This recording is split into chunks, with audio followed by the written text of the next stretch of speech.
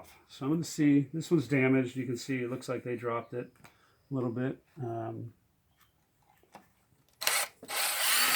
So we'll probably get a replacement for that, I hope.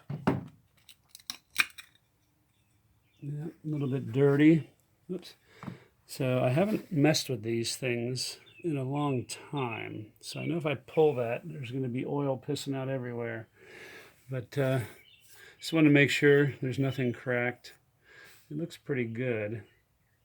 And then the other side, if we go over, well, we'll do that later. But anyway, just wanted to see what was under there. I don't think I'm going to pull this because I don't want to get oil everywhere. I want to drain the oil first and then mess with it. And then figure out, there's a couple leaks under here. As you can see underneath, it's full of oil. So all in the pan down here, and I think there's some coming out of the cover here from behind the sprockets and everything, which hopefully is just oil from the leaking valve cover gasket. But I'm going to get under there and mess around. So I was going to pull this, but I think I'm going to drain the oil first because I know there'll be a bunch of oil rolling out of there. I think it's the, anyway, not to look, I think it's the generator side. So anyway, thought I was going to do more, but I'm not going to.